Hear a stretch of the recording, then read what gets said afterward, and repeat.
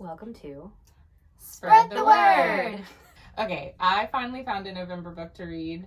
And by read, I mean listen to. And did I pick it because of the length? Yes. However, we've all done it. Her name, and I looked it up to make sure I pronounced it right because it's Irish, Naoise Dolan. She, I think, is like a very good comp to Sally Rooney. So if you like Sally Rooney, you will like 1000% also like Naoise Dolan. So it's called The Happy Couple. The first part is told from the female's part of the couple's perspective, and the second from the man's.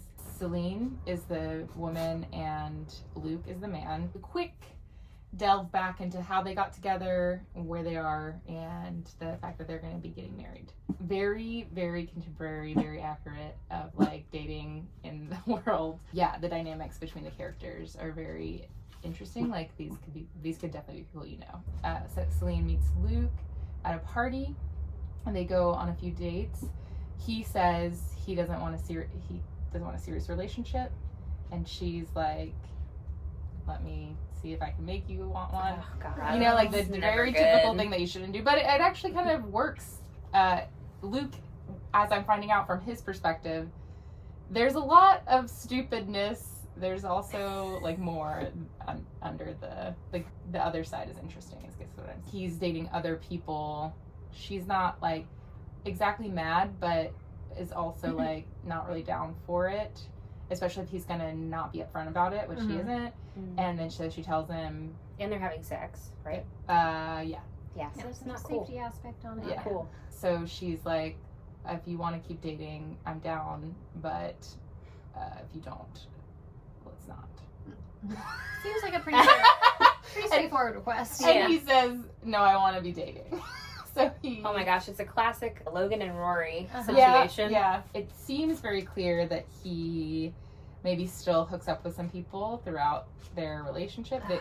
They date for I think 3 years before they get engaged, and their engagement is like sort of like they're like talking in bed one night, and she's like, I really don't love about you the fact that you won't agree to something until I've said that I sort of want it to be that way already. Mm-hmm. And then she says, but overall, I generally love you, so I guess I'll accept it.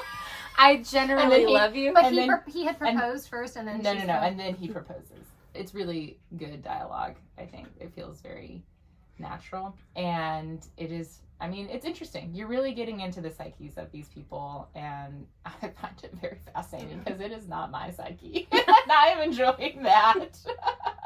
Sounds like just like hearing fun gossip, honestly. It is kind of. Yeah, I really like it. I read something that actually came out October 30th. Have either of you read Nat Cassidy before? No, but I really want to. Yeah, so he is a man. His command of like the female perspective, I would say, was really excellent. Wow. So, like that's my first comment on this book. Like at one of our book clubs, somebody made a joke about the book for November going 0, and they were like, "Oh, a book by a man." I was like, It is. A lot of men write books that aren't nausea-inducing. You know, some that Danielle doesn't like. Yes, yeah. But there are plenty of really fucking John Updike. Could live without reading John Updike. Like my life would not be for the worse. Right. Jonathan Franzen, Cormac McCarthy. I can list some that I like. Jonathan Safran Foer. I like the man. Him. I think people tend to read things that they see themselves in. Mm-hmm. Yeah, and write. Like it's not. This is not an. One should write what one knows. Exactly.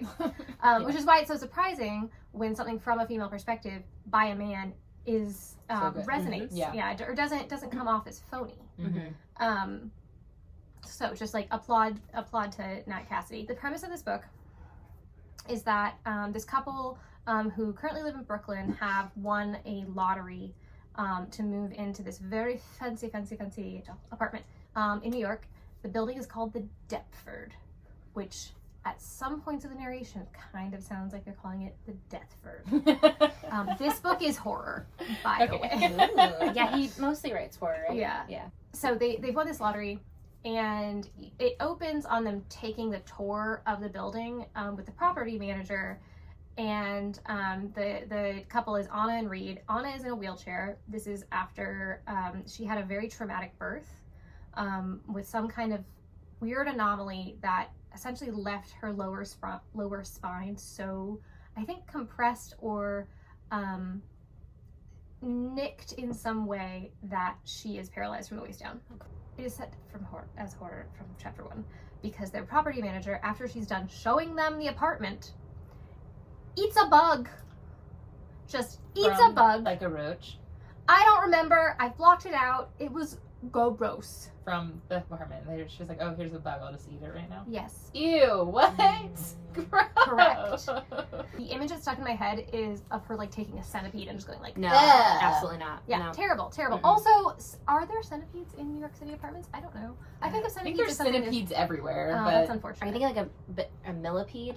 Like the big I don't know. One? I don't want to think about it too much. Big one with No, all the stop legs? For those who can't see, Danielle went like this and crossed my legs. She hates me. Anyways, so they move into the apartment. Anna especially feels like she doesn't belong there, in part because they're on like one of the top floors, and there's 2 elevators.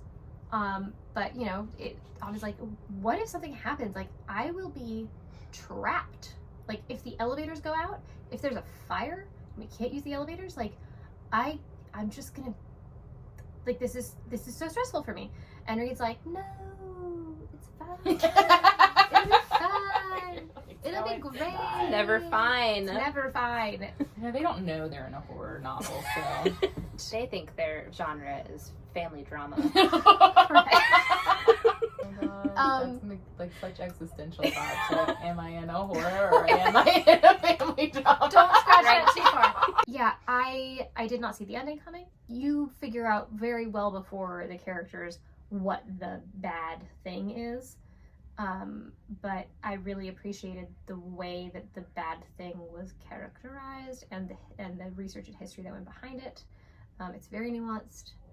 I think it's very nuanced. If you like horror, if you're not too grossed out by bug things, I would recommend this. I read The Liberators. If you look at comps for this book, the main one was Pachinko. On its basis level, sure, historical fiction by its definition and generational saga. But I would not say that if you were the kind of person that's like looking for like a Pearl S. Buck kind of thing, or Pachinko, it's not that vibe. Does that make sense? Mm-hmm. Yeah. Because when I think of literary, I think of character driven, and some parts of it are just very esoteric. Yes. Yeah. So it spans from the 1980s to I think 2015. Just if I'm over explaining, this is important to the setup of the book, but Korea was colonized by Japan. And then when Japan lost World War II, it was split into 2, with the Soviets taking North Korea and the US taking South Korea. And it starts off with a very famous protest that happened in South Korea. It's these students protest against martial law, and then the South Korean military, they come in like, you know, it doesn't stay peaceful. And so that's what it starts off with. And it starts off with this father who is looking for his daughter while these riots are happening. But the daughter, as she gets married, she ends up leaving Korea with her husband to the US.